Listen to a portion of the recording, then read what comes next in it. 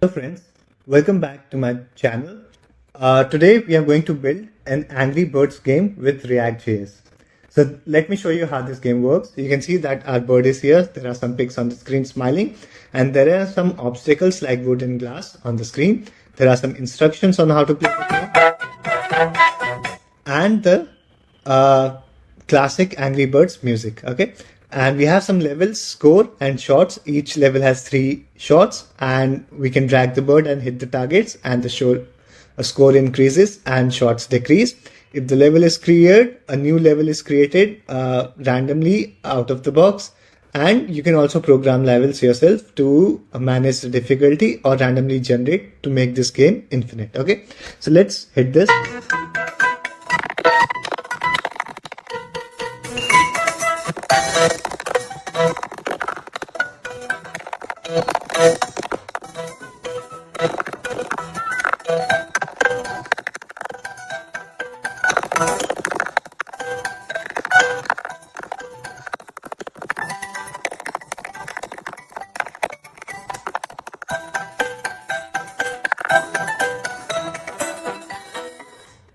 Pretty neat, right? So you learn how to build this game without using any library, just with React.js and Tailwind CSS. So if you are excited, let's go. Before we begin, just a small note, guys. On our channel, we have a lot of project-based tutorials for front-end and back-end both.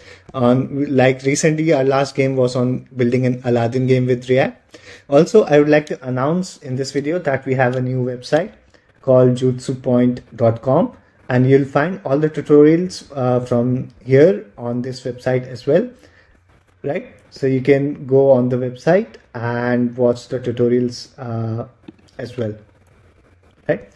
And you'll find all the details and links to code on this website. So hope you like what I'm presenting you with all the resources, and be with me in this journey. So I have created a new React project with White. I've also installed Tailwind CSS to this project. It's very simple to set up. You just need to run 2 commands. You can refer to Tailwind's official documentation to learn how to set it up. I've started my dev server, and let's see my code editor. So this is my Tailwind config file. It's out of the box, looks simple. And in my index.css, I have imported the Tailwind base styles. Okay, so that's all the code that there exists in this. Now we are importing this component called Angry Birds game. So now we need to create this component where our game will live, basically. So let's create this component here, Angry Birds game.jsx, like this, right? And save this. Now let's create some structure of this component and display it on screen first of all. So we'll do const Angry Birds game and declare this component using arrow functions like this, and it will return some markup. So for starters, let's just return a div. We'll give it some class name. So we are using Tailwind CSS here. If you haven't heard about Tailwind CSS, it's pretty easy to use, inline CSS library, and you can refer documentation to learn what these are. But this, you should be able to understand this even without that, right? So we are giving the height and width to take up the whole screen, and then we are giving a background blue of 100. Okay, now close this div. Now inside of this div, let's just put an h1 which will just say Angry Birds game, right? And let's give it some class name. Let's say text center, and then padding top of 4. Let's say text that is font size of 2XL, right? And save this. Okay, now let's finally export default this component from here. So we'll do export default Angry Birds game and save this. Okay, now let's check our app in the browser, how it looks. We have already imported in app.jsx file. Right, so this is our app, and we'll build our game now here. Okay, so first things first, let's start by defining all the state variables that we'll need for this game. Okay, So first of all, we'll first define the state variables for our bird's position on the screen, right? Our angry bird's position, okay, as well as the physics states, okay, whether it's moving or it's static or it's being dragged, things like those, okay. So first of all, we have a variable called bird position, okay, and we'll also set bird position. And to define a state variable in a functional component, we use the useState hook from React library, which we import like this. Now copy and paste this a bunch of times. Now this bird position useState hook will have an initial value, which will be an object, which will have the x and y coordinates, okay. So the x coordinate, let's say 200 initially, and the y coordinate, let's say 400. So you can modify these and play around with whatever position of the bird that feels good to you, okay. The second state variable we'll define is called bird velocity, basically the speed or velocity of our bird, okay. So we'll just say set bird velocity as well, and the initial velocity of the bird will also have two coordinates, x and y, right? Velocity is a vector, speed is scalar, if you remember from your primary school physics classes. So we need a vertical speed and a horizontal speed for our angry bird. That's why we have two coordinates, right? So these are our bird positions and physics. After that, we'll define some drag handles. So for example, first variable is called isDragging. Let's copy and paste and caps. So isDragging will be false at first, which means player is not dragging the bird at the start, okay. Then next is called dragStart, to check if dragging has started or not, okay. I hope you have played the Angry Birds game. It's one of my favorite games and still I go back to it from time to time. So this will also be an object and have coordinates as well, which is x of 0 and y of 0, okay. Sorry, not this one, this one, right? And this will be false. What did I do? Oh, right, now, sorry. Yeah, I got confused. So this is right, yes. And yeah, this is for our drag handles. And then we need some state variables for our game state, whether the game is over, what's the score, things like that, okay. So first of all, the game state will be the level, which means which level the player is playing at currently. It will start at level 0 and then keep on increasing with difficulty. So the level will be 0 initially. After level, we'll have score, set score, and again score is 0 at the start. Then we need a variable to check if the game has started or not. Based on this, we'll do a few things like play the music and background music and other things like that, and start the score tracking. So set game started, and initially it's false, right? After this, finally shots left. So we'll only give a player 3 attempts on a given level, okay? If all 3 attempts fail, then attempts reset and also the progress for that level and score resets, okay. So shots left, initially we are giving 3, okay. You can change this if you like to give a player 5 or 10 attempts. It's your choice, okay. You can code what you like, okay. Save this. Now after our game state, let's define a few variables for game elements, okay. Our crucial game elements that we'll use. The first one is called trajectory points, okay. So these are all the points that our bird will use while moving. So the path of the bird, okay, after it has been thrown. So trajectory points, initially it will be an empty array because initially the bird has not been thrown, okay. Then we'll create an objects state, and set objects. Objects is also an initially empty array, and finally targets. So objects and targets. So what are these? Targets are the pigs that we are going to hit with our birds, and objects are some of things like wood and glass that are in the neighborhood of the pigs, right? So we have targets and we have objects and trajectory points. So these are our crucial game elements. Now let's define some animation variables. So animation refs. So we'll say animation ref, and we'll use the use ref hook.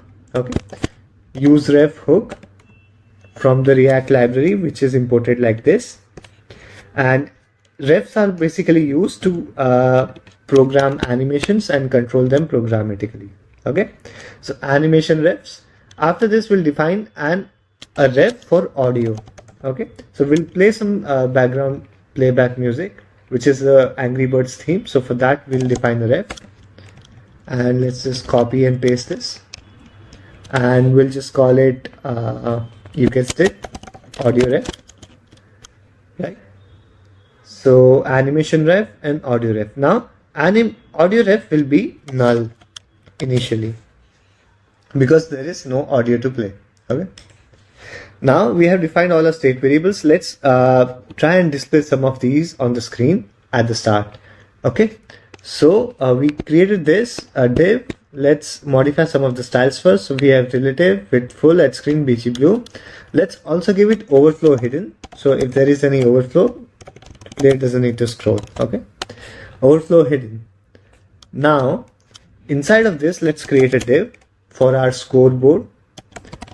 We'll say class name, give it a position absolute, top of 4 and left of 4, and then space y2. So we are defining its y coordinate, basically like where it should start, right? So inside of this scoreboard, let's display some of the state variables. So let's say we'll do a font size of 2XL, Tailwind class, give it font bold, right? And that's it. And the first one will define our level, the game level, and we'll set it to our state variable level, and copy and paste this a couple times. The second one will be score, and guess it, yes, score. And finally shots left. Okay, and here as well, shots left. So let's save this and let's check it out on the screen. Right, so we have a scoreboard here, right? Now let's also display our bird on the screen, or maybe like a placeholder for now. So we'll say bird, and let's create a div. We'll give it a class name. Let's say absolute, a width of 8, a height of 8, BG red maybe. We are just going to display like a circle for now, and we'll later replace it with a bird. Okay, an actual bird, and then we'll give it a border radius so that is fully a circle. Now inside of this div, we won't be displaying anything. Okay, so we'll keep that empty for now, but we'll give this div some styles. So for example, the initial position of the bird. So left, we'll just do our state variable, which is bird position dot x, and similarly for right, we'll do bird position dot y. Okay, and also we'll do a transform, and for this transform we'll do translate and 50-50% both. Negative, right? Negative 50% for transform. Okay, so what this does is it doesn't place our bird horizontally, but give it like some upward incline. Okay, so it looks like it is about to be thrown. Okay, so let's save this and let's check it out on screen. So this is a red dot that will be our bird. Okay, and it doesn't look as good now, but you have already seen the intro, so it will look like that pretty soon. Okay, so now our next step is to generate levels for our game. Okay, this will be very exciting because we'll manually program a few levels and then we'll create an automatic level generation code which will generate random levels with increasing difficulty. Okay, so this will teach you two things. One, how to code levels in a game yourself, and then how to write code which will automatically generate levels so that your game will be an infinite level game. Okay, so this will be level gen. Let's write a function called generate level layout. Okay, this will be an arrow function again, generate level layout, and this function will take a parameter called level. Okay, now here we define two variables at first. First is called targets, empty array, and second is called objects, which will also be an empty array. Or instead of objects, let's say obstacles. Okay, obstacles. Now here we'll define a switch case. Okay, so you don't get to use it a lot in programming, but I guess in a game we should use it. And if else structure is not very neat and looks messy, so we'll define a switch and on the level, and based on which level it is. So first few levels we are going to program. So for example, if it's level 0, so in this case we'll create some targets. So targets.push, and we'll manually create some coordinates for these targets. Okay, so this targets will be targets.push. This will be a bunch of, let's say, objects. Okay, so let's do it here. So the first object, it will have an ID, let's say target1 t1, and then an x coordinate 700, the horizontal position, a y coordinate 400, a vertical position, and is hit.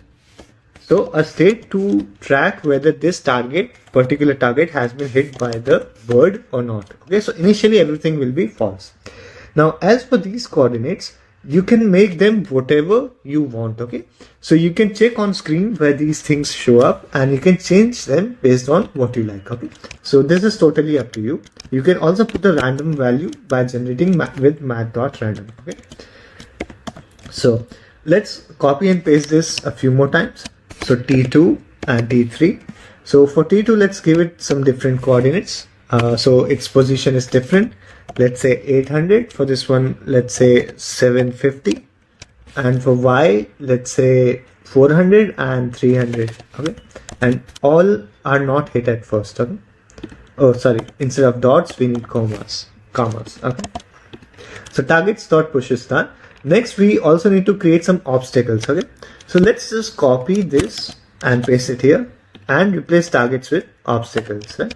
So here we need to define different IDs. So let's say obstacle 1, O1 and O2. Now we'll have only two obstacles, let's say, at level 0, and this will also have x and y coordinates. So let's give it different x, y coordinates. For this 650, and y let's keep 400, and let's say 350, and y let's say keep 650. Okay, and these will also have the is it said, that whether the bird has hit them or not, and based on that we'll need to move them or throw them away. Okay, and these obstacles will also have another property, which is a type. Okay, so whether this is a wood or a glass, and based on that it will behave differently. So let's give this one as glass. Okay, copy this and paste this, and this one as wood. Okay, so we have two obstacles and three targets on level 0, and then we'll just break. Okay, so this is our level 1. We have generated our first level. Congrats guys, now you know how to program levels in a game. So now let's just copy this and paste. We'll create a level 1. Okay, we won't create all levels, just a couple to give you an idea like how to do it and different approaches, and then we'll do a random level generator. That will be quite exciting. Now here we'll do targets.push, right? And in level 1 there will be 4 targets. Okay, t1, t2, t3, t4, like this. And I guess we can keep the coordinates the same, for the first three and change for the last one only. So maybe let's say make it 550, or to keep them closer 650 and 300. Okay, and is false. And then for obstacles, we'll add 3 obstacles. Okay, so this one will be 3, and we'll keep these the same, and we'll add we'll change this one, right? So instead of this, let's add one at 800, and y we can keep it at 250 or 3, let's say 250. Okay? And type we can keep it wood. Okay, and we'll make it so that wood moves slower and glass moves faster because it's lighter. Okay, so we have our level 1. Okay, so now do you get the idea? You can put as many cases as you want and keep increasing the number of targets and obstacles. Okay, now let's try something different, or maybe let's do one more case. So let's say case 2 and targets.push. Now this will have 4 targets, okay, and as well as have 3 objects as well. Now here you can keep it the same, but you can change the position to make it difficult. Okay, so the difficulty not only lies in the position itself, but you can keep them far away to make it more difficult, so that there is no overlap and the player has to hit further. Okay, so you can change as much as you like based on what you see on screen. Okay, so I'll change some values. So this is our level 2. So 0, 1, 2, we have 3 levels. Now let's go to the most exciting level, which is the random level generator. Okay, so after level 2, all levels will be generated by this code randomly. So this will be defined using the default case, and let's say this is random level gen. Okay, random level gen, like this.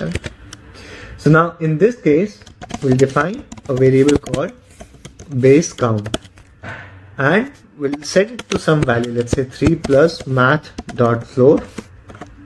Right, math is a standard JavaScript library, and we'll do level 1 divide by 2. Level divide by 2. Okay, so the current level divide by 2, floor that, the floor value plus 3. So we are getting a base count of that. Okay? Now we'll define a for loop using let. Okay, so for let I equals 0. Now from 0 we go to base count. Okay, so now you get it, right? So after level 2, all our levels will have at least 3 obstacles or targets and some of this combination, right? So, and then we'll loop through that base count in a for loop, and inside of this for loop, now we'll need to create a target. Okay? So we'll do targets.push. Now instead of writing objects one by one for the targets, we'll just create it programmatically. So let's create an object, and here we'll give it an ID. Now the ID will be, let's say, template literal t, and then interpolate the variable I, right? So ti, and then after the ID we'll have the x coordinate, which will give like 600 as base, and then we'll add some random value. So math.random, and multiply it by, let's say, 300. Okay, and then similarly for y, we'll keep the y as base 200, and then math.random and multiply it by 250, some random value. Okay, so our x and y coordinates are done, and then is hit will always be false, okay, for all the targets initially. So false. So now our targets are created, right? Similar like this, we'll need to create another loop, okay, for our obstacles, and in this loop we'll not go to base count but base count -1, because our obstacles will always be 1 less than our number of targets. Okay, so let's do this, and then replace our targets with obstacles dot push t with o, sorry, t with o. So our ID is there, and then for X, let's say 550 is the base, and math random, let's say 350. And for Y, let's say 200 is the same and 250, okay? And is hit is false. Now we need to give a type, right? So now for this type, let's generate it randomly. So math.random, right? If it's greater than 50%, if the randomness is greater than 50%, then we'll show wood, okay? So that wood are always more than glass. If not, then we'll show glass, okay? So now our obstacles and our targets are generated randomly. So now our targets and obstacles are generated. Last thing to do is at the end of this function, just return an object that says targets and obstacles, okay? We are not defining key value pairs because the key value are the same. So we can just do it like this, okay? So save this. Now we are returning our targets and object. Now we have defined this level generate function, but we need to do something with it, right? We need to actually call it. So to call it, we'll define a use effect hook like this. Inside it takes a callback and a dependency array. This is how you import the use effect hook, okay? So now in the dependency array, first of all, this will take one dependency, which is level, okay? So whenever the level changes, this effect runs. Okay, so first of all, we define a variable called layout, and we call the generate level layout function and pass the current level, okay, like this. And then we'll set the targets to whatever the value that was returned, so layout.targets. And similarly, we'll set obstacles or objects to layout.obstacles, okay. So now our layout is, or level is generated. After our level is generated, let's try and show our level on the screen, right? So how to show our level? We'll need to display our targets, number of targets, as well as obstacles. So okay, so let's go here. Let's go below the bird, and here we'll say targets and write the code for displaying our targets. So we'll map over our targets array, which exists now, okay? And it takes we'll get the first target.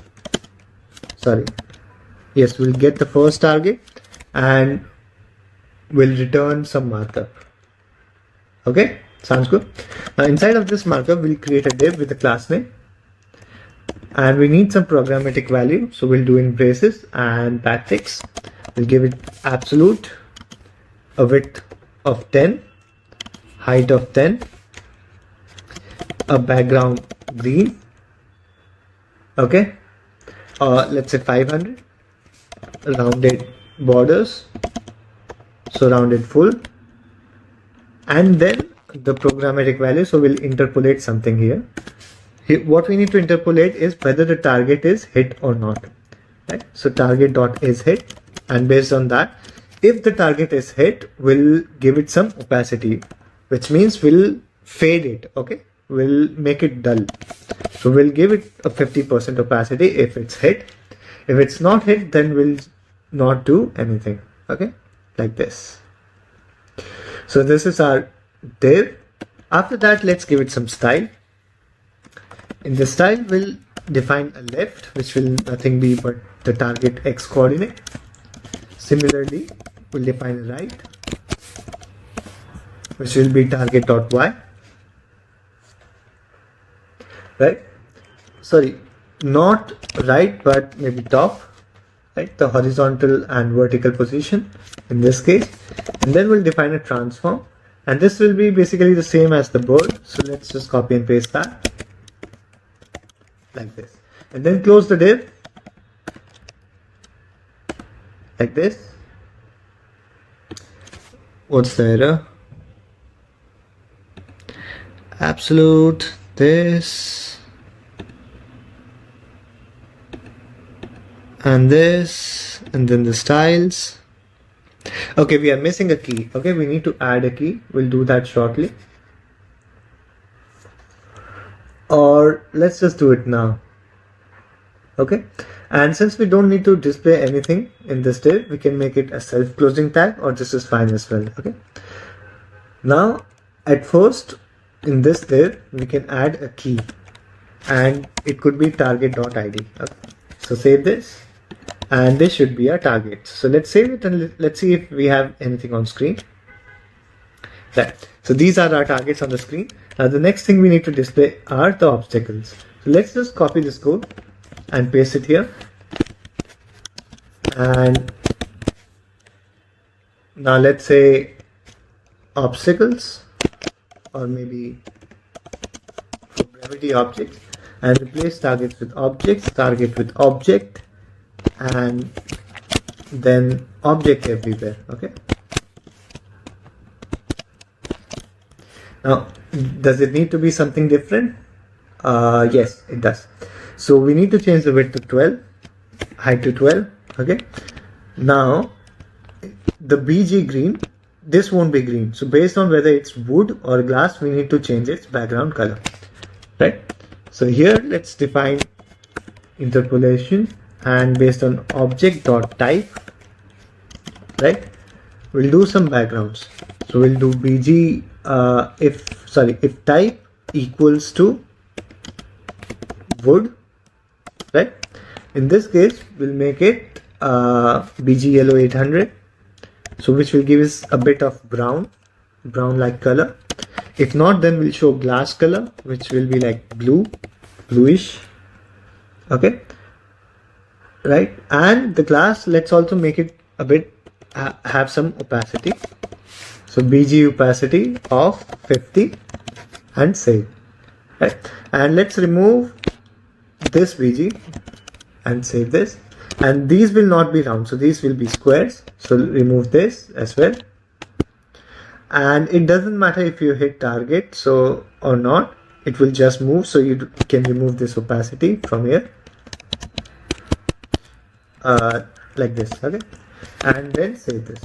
And the style remains the same, and let's check it out.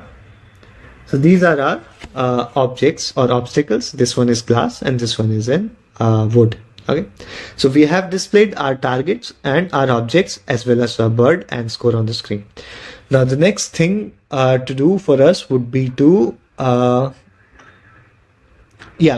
code our physics and trajectory for the game or for the bird. Okay, so that you are able to drag the bird and throw it. Right, so let's continue by declaring a new function. We'll declare a function called calculate trajectory. So this one is for trajectory. Okay, so const calculate trajectory, right? Arrow functions again, like this. Now this function will take a bunch of parameters. For example, start x coordinate, start y coordinate of the bird, the velocity x of the bird, which means the horizontal velocity, and similarly the vertical velocity. Right? Now inside of this function, we'll define points, which is an empty array, and then we'll define gravity. Gravity, let's say, give it a constant value of 0.5. Then we'll define some steps. Okay, let's say 30. Right? Now we'll define an x variable. Sorry, let x. Right. Let x, and x will be start x, and then y will be start y. Right? And then we'll define Vx, which is the horizontal velocity. This will be velocity x, velocity y for Vy. Save this. Now we need to define a loop. Okay, a for loop. We'll go from let I equals 0, right? From 0 to I less than steps. Okay. Now steps are 30, so maybe so steps are basically here the points, right? All the points that the bird need to follow on its trajectory. So steps and then I++. So inside of this loop, for all these steps, we'll create 30 points. Okay, so we'll push the points into the points array, points.push, it will be an object with an x and y coordinate. Now here we will update the x and y to create different points. So let's say x plus equals to vx, which is the velocity. Okay, so we are incrementing our position based on the velocity, you could say threshold or steps. Okay, so x will be vx, y will be plus equals to vy, right? And we'll update our vertical velocity. Okay, our horizontal velocity will remain the same, but we'll change our vy based on the gravity. Okay, so after the bird is thrown, the gravity you could say it reduces because of the force, so the vertical velocity increases, something like that. Makes sense, right? Now this is not very thorough like a real, but it should work well for this tutorial, right, or this project. And after this loop, we'll just return the points that we created. Return points. Okay, after these we need to create some handlers. Okay, like when we are dragging the bird, so we need to create some mouse handlers. Okay, so we'll do mouse events now. So first of all, we'll define handle mouse down, which is, this will be triggered when a player clicks on the mouse on the bird. Okay, so handle mouse down takes an event. Now we check if the game has started or not. If game has not started, or and we can say, and the shots left are greater than 0, which means the game is not over basically. Okay, so the game started is false at first, right? And if the game is not, so this will be true, and there are shots left. In that case, we will allow the player to drag the bird. Okay, so we'll set its dragging to true, and then we'll set the drag start state. So set drag start, this will be an object, have two coordinates, x, which will be event dot client x, right? So this will give us the current position of the dragging element on the screen. Okay, and y will be e.client y. Okay, save this. So this is our handle mouse down function. Let's copy and paste this. I will create a function called handle mouse move. When the mouse is moving, we need to move the drag bird. Okay, now here we'll check if is dragging is true or not. Okay, which we set true in the previous function. So if is dragging is true, now here we'll define some variables. Let's say dx, the dragging coordinate for x, and we'll set it to the current element's x coordinate, which is given to us by the event that is fired in JavaScript or browser. And when a player is dragging a bird, we need to change its position. So we'll get the x coordinate and we'll subtract drag start dot x. Okay, so this will change the position or give us some different coordinates. Similarly, dy, and this will be changed to y and y as well. Okay, now we need to define a max drag. Like there should be a limit how far a player is able to drag, because he cannot go outside the screen. So max drag, let's set it to 200. You can change it based on trial and error, whichever you find pleasing. Okay, after that, let's declare a variable called distance, which is the distance that the bird will travel. Okay, so based on the drag, the distance will be different. With how much force the bird is dragged, the distance will be longer. Okay, so math.square root, and this is some value based on some math that works out. You can try some different math and see if that works out or not. Okay, so dx into dx plus dy, and dy into dx. Okay, so basically we are adding the squares of both coordinates to each other. This makes it clear. Okay, after that, we'll define a variable called scale. Now we'll check here if distance is greater than max drag.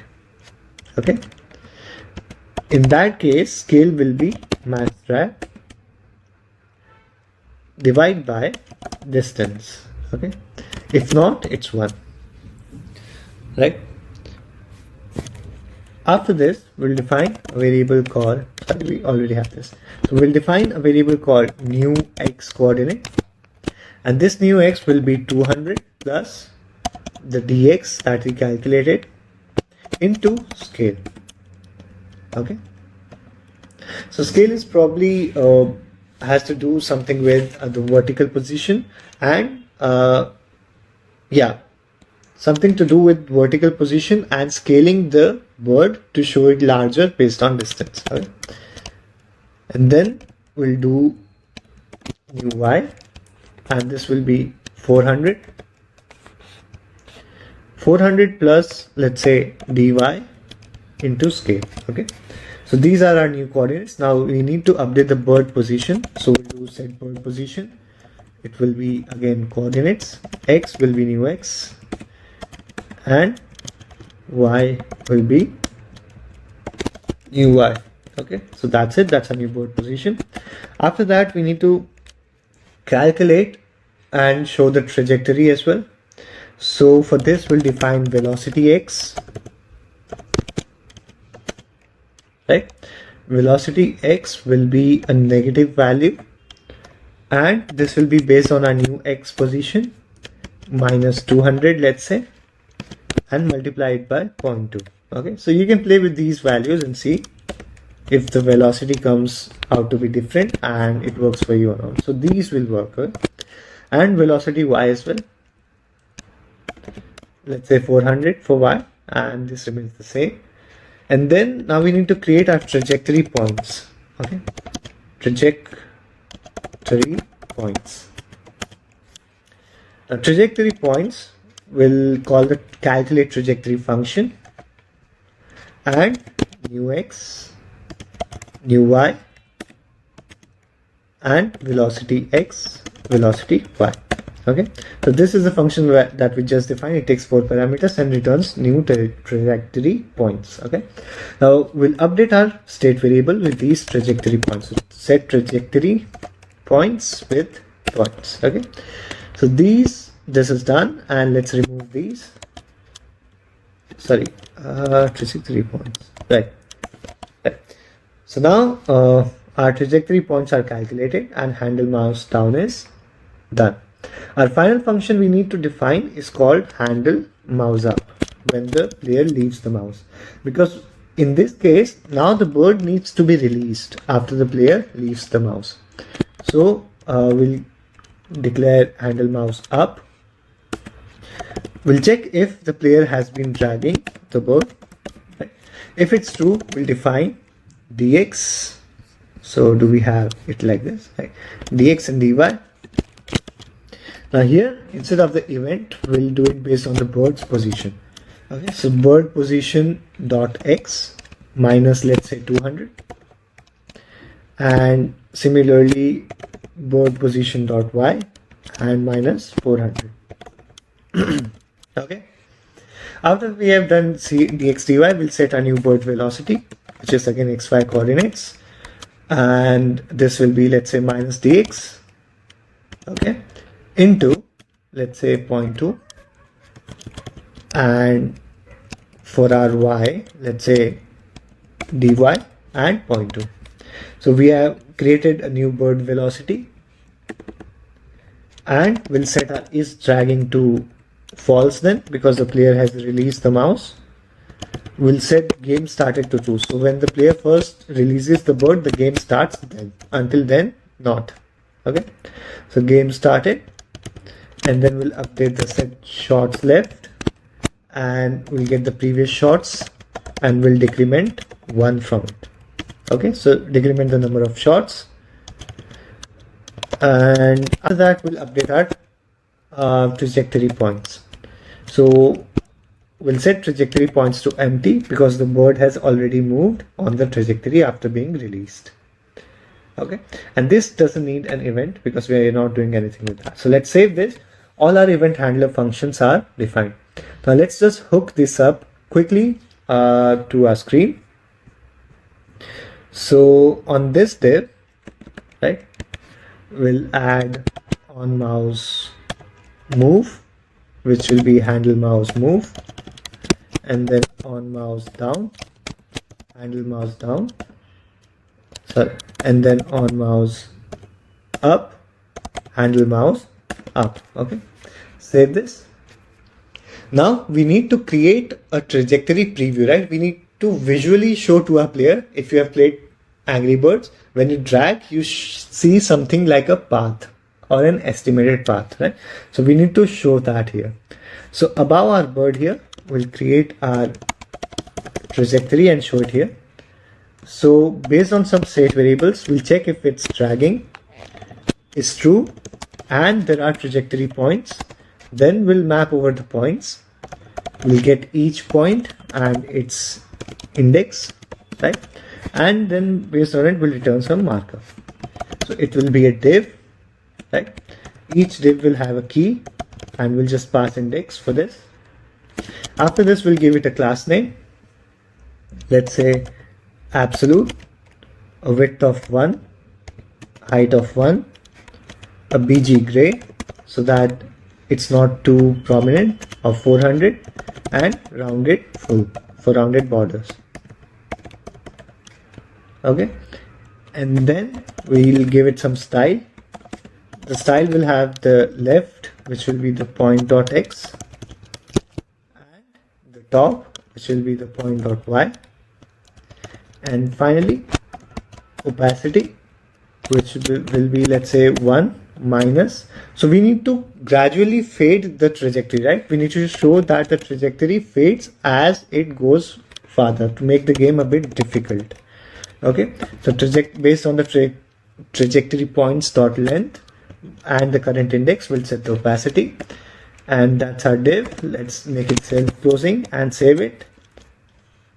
Right now, finally, let's do a last thing. For dragging our bird, we need to actually show the bird as dragging. Okay, so inside of the bird's classes, first of all, let's give it cursor pointer. Okay, and then let's change these to backticks. Okay, and inside of here we'll interpolate. Now based on the is dragging variable, right, if it's true, then we'll show cursor as grabbing. If it's false, we'll show cursor as grab. Okay, so this is our class name, and close this. And we also need a brace here. Okay, so this is our class name. Let's save this, and now we should be able to drag our bird. Let's try this. So we see cursor pointer and we can move our bird. Okay, so it looks a bit funny, but as we progress further, we'll fix this, and so that it's horizontal, right, when we move it down. So let's make a few fixes for now. So on this div, we need to change some event handlers. So first of all, we have mouse move, then we have mouse up, handle mouse up, handle mouse move will be handle mouse move, and then there will, instead of on mouse down, there will be on mouse leave. Okay, and this will be the same as handle mouse up. Okay, so on both mouse leave and up, we'll call handle mouse up. All right, now after this, let's add our bird sprite. So let's actually show the angry bird and also call a function here. So inside of our styles, we have the left, we have right. Instead of right, change it to top because that's the vertical position. Then we have a transform value. After that, let's give it a background image. Okay, we want to show the bird image now. So background image. Okay, so in this URL, we'll place an image. So let's go to a browser. So this is the image that we'll place. You can type this URL or you can find this in the link in the description where I'll put the code link as well. Okay, So I'll just paste this here and save this. After that, we'll do background size contain, background repeat, no repeat. We'll give it width and height of 50 px. Okay. After this, we'll call a function now, and the function we'll call is on mouse down event. We'll call the handle mouse down. Okay. So save that, and that's this. Let's define the check collision function. So we'll do check collision and arrow functions. Arrow functions like this, and inside this it will take 4 parameters: x1, y1, x2, y2. Okay. Now this function, first of all, will define a variable called distance. Okay. Now inside of this we'll do math.square root to calculate this distance, and inside square root we'll do math.power, right? And power will be x1 minus x2 and square, right? So we'll square x1 minus x2, and then we'll add again power. Instead of x, we'll do y1 minus y2 and square that, right? So a minus b square plus a minus b minus c square, and we are doing a square root of that. So all the coordinates, yeah, remove this plus. So that's it. And then finally we return the distance if less than 40. Okay. So we'll check if distance is less than 40. If it is, we'll return true. If not, we'll return false. Okay. So this is our check collision function. After this, we need to handle the physics for collision. Okay. So collision physics. So here let's define handle object physics.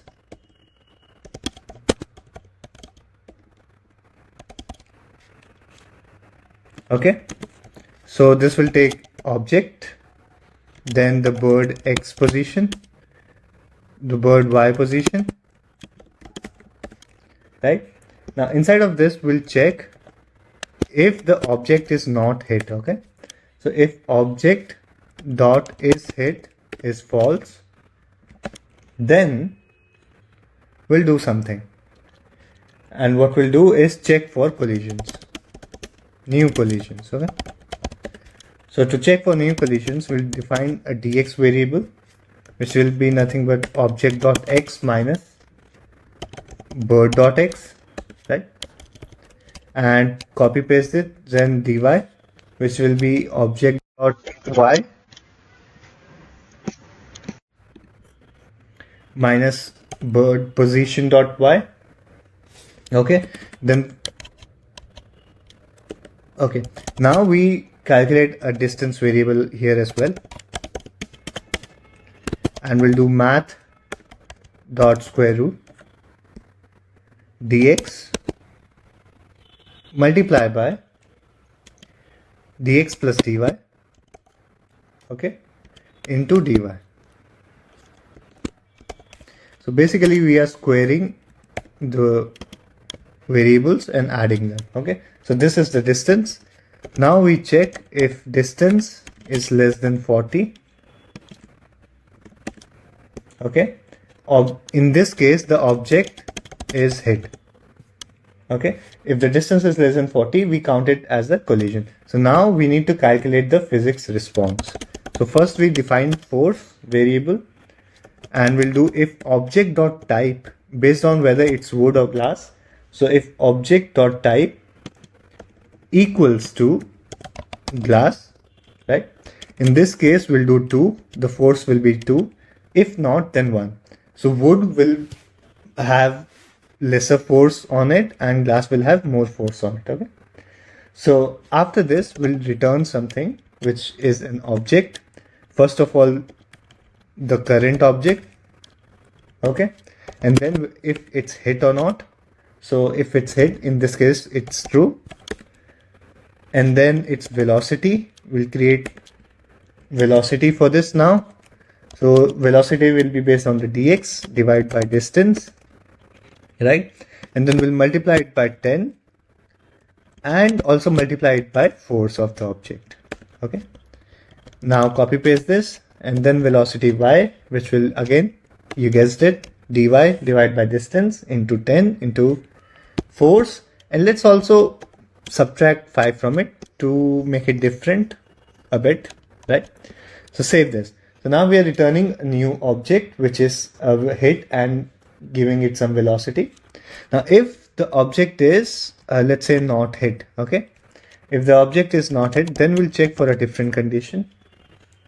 Else if object dot velocity, we'll calculate the object's velocity x, or object dot velocity y, if either of these exist already, okay, then we update the hit objects. So return will return the current object. The x will be object dot x and will increase its position, okay. So if the object has already been hit, then we change its position by adding the velocity to the x position like this, okay. And then y, you know the drill, y and y, okay, substitute everywhere. So this is our new object positions, and then we reduce or maybe we increase the velocity, we could do that, okay. So which velocity we need to decrease? We need to decrease the x velocity or velocity x. Now here we'll do object dot velocity x, right? Object dot velocity x, and to reduce it we'll multiply it by 0.99. So this will reduce it a bit. So we are factoring in some air resistance here, okay. And then for velocity y, we'll do object dot velocity y. Now velocity y should increase. Why? Because of gravity, okay. So the vertical speed should increase. So we'll add 0.5 to it to factor in gravity, okay. So if the already is object is already hit, we'll change its position, move it forward. If it's not hit, then we make it hit and give it some speed, right? And then finally, I guess we just return the object, right? So if so this is else if, and if neither is true, then we just return the object as the base case, okay. So this is our handle object physics function. Now we need to create a use effect. Do we already have? Can we add it to the existing one? Let's see. No. Okay. So we need to create a use effect where we'll be calling these functions. Okay. So define use effect like this. Now in the dependency array, what do we want? We want the game started variable, the bird velocity, and the targets, okay, all these three. Now inside of this use effect, we'll do a bunch of things, okay. So first of all, let's define an update game function. Cool, arrow function. Now inside of this update game function, we'll check if the game has started. Now if the game has started, then we update the position, okay. So we'll do set bird position, we'll get the previous, and then we'll return a new bird position. So x will be previous dot x multiply by 0.99, right, and y previous dot y multiply by 0.99 plus 0.5, okay. So we update the bird position if the game has started, or maybe, okay, no, this is for the velocity, okay. So this is the set bird velocity. Now copy and paste this again. So we'll also update the bird position, right? And here instead we'll add the bird's velocity to it. So plus bird velocity dot x, sorry, bird velocity dot x, and here y, previous dot y, and bird velocity dot y. So we'll move the bird by the velocity, change its position, and then we'll update the velocity. We'll reduce the x1 by multiplying it to 0.99, and we'll increase the y1 for gravity, and also reduce it a bit by the same factor. Okay, so bird velocity is done. After this, we need to update objects and check for collision. Okay, check collision, update objects. Okay, so here we'll do set objects. We'll get the previous, right? And then we'll do it like this, and we'll get the updated objects variable. Now here we'll map over the previous objects, okay? All the previous objects. So obj, and then we'll call the handle object physics function, and then we'll pass the current object, right? What were the parameters, if you remember? Current object, the bird position dot x, bird position dot y, right? 3 parameters. Save this. So this is our update objects. After the update objects, we'll also do a few things. Now we'll check if the flying objects hits targets, okay, indirectly. So check if objects hit target. So here we'll check if obj, the current obj dot is hit. Okay, so we need to start a for loop here. So we'll do we'll map over the updated objects, right? So the updated objects dot for each, then we get the object, and inside of this a function, right? And here we'll check if object dot is hit.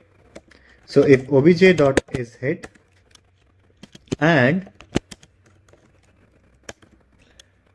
we'll check for the object velocity, obj dot velocity x or obj dot velocity y already exists, right? If the velocity is already exists, means it's moving. In this case, we'll set targets, right?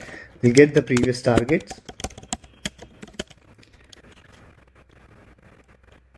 We'll get the previous targets, and then we'll map over previous targets. Let's say here. Now inside we'll get each target, and then we'll check if target is hit, okay, and if not, if target is not hit, then we'll check for collisions. So if obj, we'll check for collision between the object and the target, okay? So we'll pass the coordinates for object and target both like this, right? So previous target, and if this condition is true, right, then we'll set score.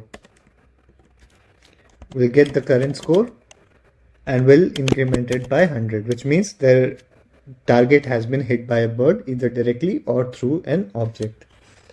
So set score, and then we return a new targets,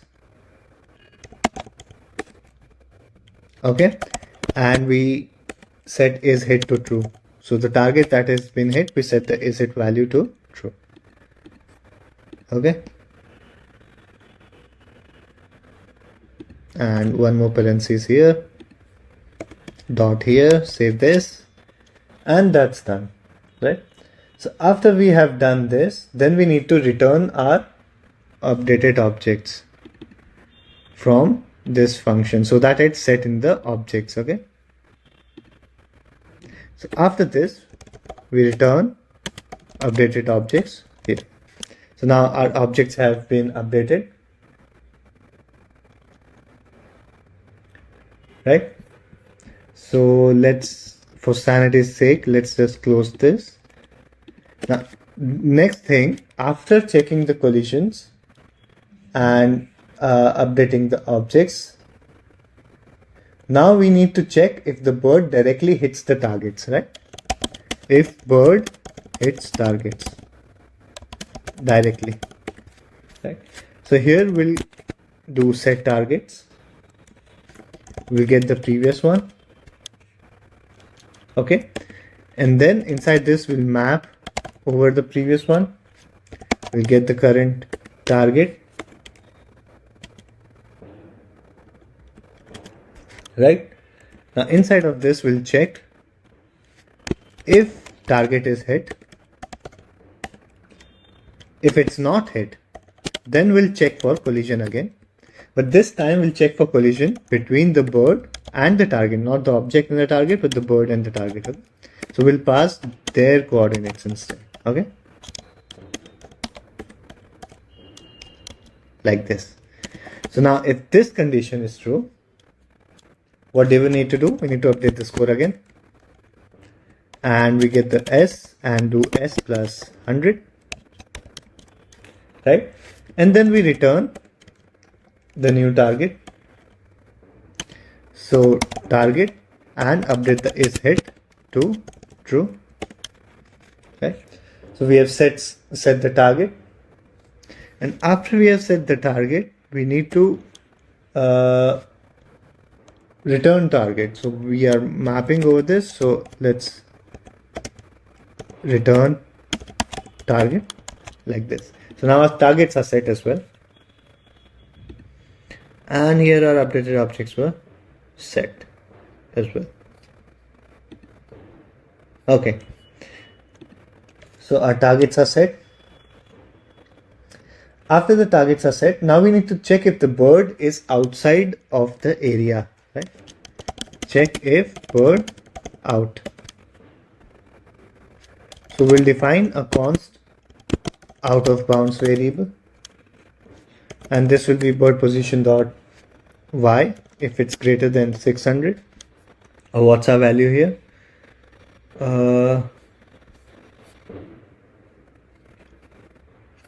Right.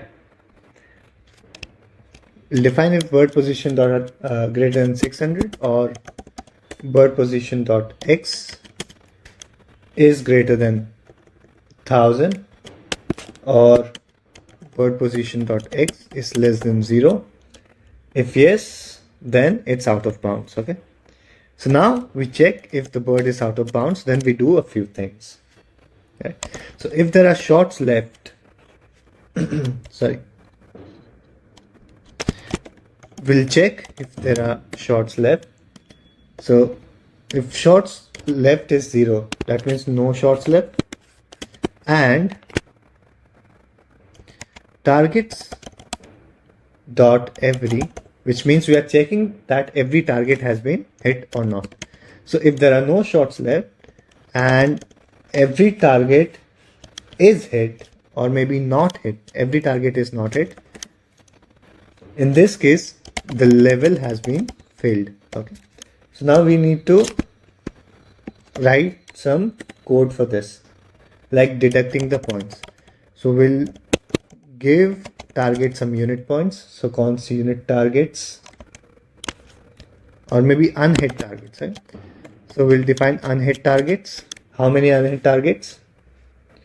So unhit targets, will filter for them targets, we'll get the t, and we'll return if t dot is hit is false, and we'll get its length, so that will be our number of unhit targets, right? And then we'll set our score, we'll reduce the score, so we'll get the current one and then we'll calculate the maximum score of 0, right? Score shouldn't go below 0.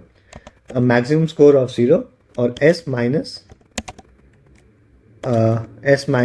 targets dot length, total number of targets, into 50, right? Okay, right. So yeah, you can also do unhit targets, but my thinking is that if a level is failed, then all of the points should be deducted, right? That's how it was in the original game. So let's just comment this out, and this is our score, how it's updated. After this, we need to update the layout, and layout should be reset. So generate level layout and level, the current level, right? And then we'll reset everything. So set targets and whatever the layout targets are. After this, set objects, layout objects, like this. Then set the bird position to be the initial one, and which was x 200 and y 400, right? And then set bird velocity also to be maybe 0, right? Bird should not move because the game has restarted, or level has restarted. And then we'll set the game started to false. Okay, and then finally we reset the shots left to 3 again, like this. Okay. Now then we check if that's not the case, which means the bird is out of bounds, has left the stage, and the level, the shots are not 0. Okay, which means the level has not finished. So we'll reset for the next shot, right? So in this game, we don't need to reduce the score, nothing. We just do game started to false, right? And then we reset the bird position to be the initial one. So let's just copy these two and paste here and save this. Okay, so we just reset the game, if it's the next shot. Okay, so after this, or maybe the parent one, which was if game started. So we need to call this update game function now. Okay, right, we need to call this now. So below this is over, what we'll do is animation ref will animate the bird. So animation ref dot current equals to request animation frame, and then we'll update the game. Okay, and after this, here we'll define that animation ref dot current equals request animation frame again initially, and calls the update game for the first time. And here it calls the update game after the game is started for the next shots or levels. Okay, so we need to return a cleanup function from this use effect, right? Otherwise there will be memory leaks. So we'll call cancel animation frame instead, and we'll pass the animation ref dot current that we created, right? And save this function. So that's our handle collision function. So we have completed this function. For now, we need to add a few things because this tutorial has gone on for so long. So let's just I'll just paste some code because it would take a long time to type it up. So what we'll do is we'll check if all targets are hit, to check if the level has been successfully cleared or not. So this is the code. Basically what we are doing is we are doing a set timeout, and then we are incrementing the level. We are updating the level, and then we'll updating the position to be initial, velocity reset to 0, game started false, reset all the shots left, and we create a new level layout, and then we set the targets and objects of the new level, and we do a timer of 2 seconds, which means after the level is cleared for 2 seconds a message will be shown, and the level will reset. We need to also create this variable. Let's add this here somewhere, right? Okay, so now let's check out a game. So here is our bird looking very good. Okay, and yeah, I just remembered that TikTok song that guy sings about his cat looking very good, very nice. Okay, so now shots left 3. So let's try and take a turn. You can see the trajectory is gradually fading out, and you can drag back to increase its speed. Okay, and after we let it go, the shots remaining will reduce and our score will increase. So let's see this. Right, so the hit targets are faded out, shots left 2, score has incremented. Next, let's hit this. Right, so you see that, right? So our score has increased and we have gone to level 1 from 0, and game has reset, and this is our new level. So we can continue playing this, right? And finally this, right? So basically our game physics is all set. This is the level 2. So now let's make it look good. We'll add a background, we'll add the pigs as our targets, and we'll add some background audio. Okay, so now since this tutorial, like I said, has already been too long, so I'll just paste the audio code and you can just I'll explain it here. So this is the audio URL. You'll find the link in the description again to the tutorial on my website. So yes, and that's new. I've created a new website called jutsupoint.com. You can find the link in the description, and all the tutorials from YouTube are there in addition to code links and explanations. Okay, right. So what we are doing here is we are creating an audio ref using the useref hook. Okay, so this is how you import useref. And after useref, we create a new audio and we pass our audio URL. Or if it's a local URL, you can pass a relative URL. Okay. Then we create a new use effect hook which runs only once when the game is started. And what we do is we create a loop on the current ref and set it to true. Then we write a play audio function. Inside of this play audio function, we'll do audio ref.current, which is the current ref, and play it, right?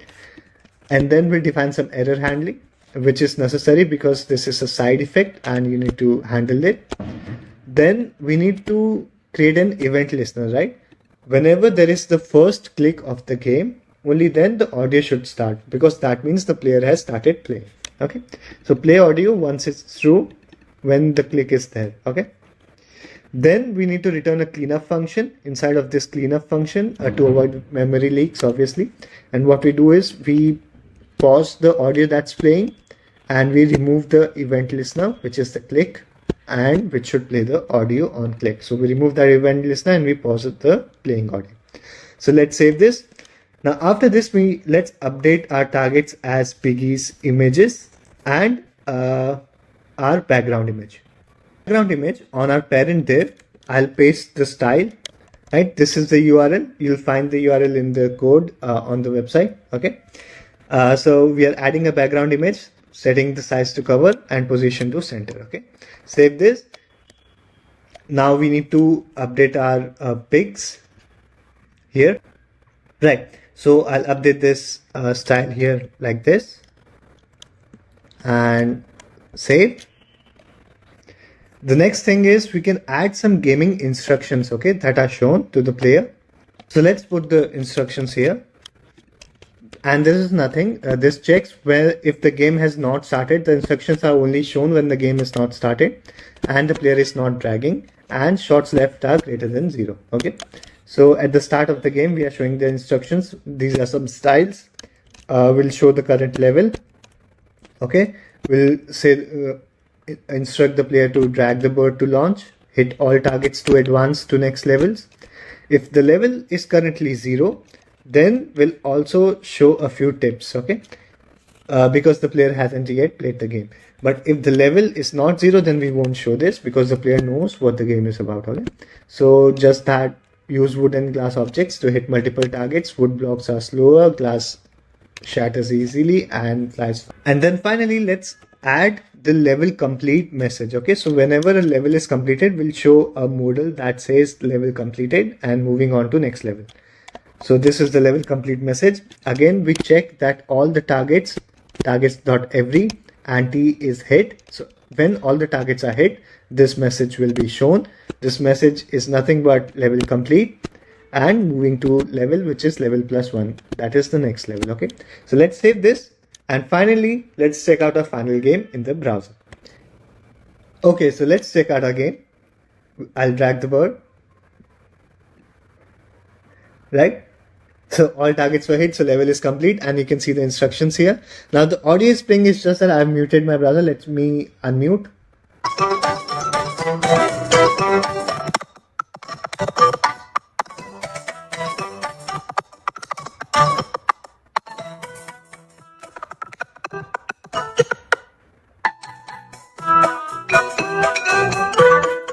Okay, so the level failed, and so it was reset and the score was reduced. Okay, so let's try to again fail a level and see. Right, so score has increased. Now we'll fail this level and score should decrease. Okay, right. And let's remove the background from our pigs. Okay, so BG green 500, let's remove this. Right, and one thing to note here is that when we set our pigs here, right, we are doing something very good. So we are checking if the pics are hit or not.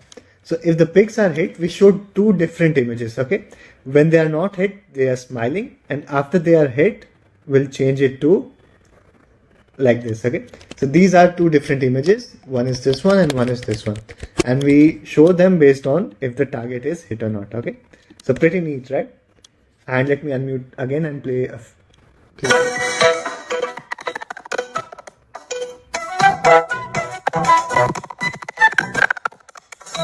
in the comments if you would like me to build something else and create tutorials for them too. Okay, I'll see you next time. Bye.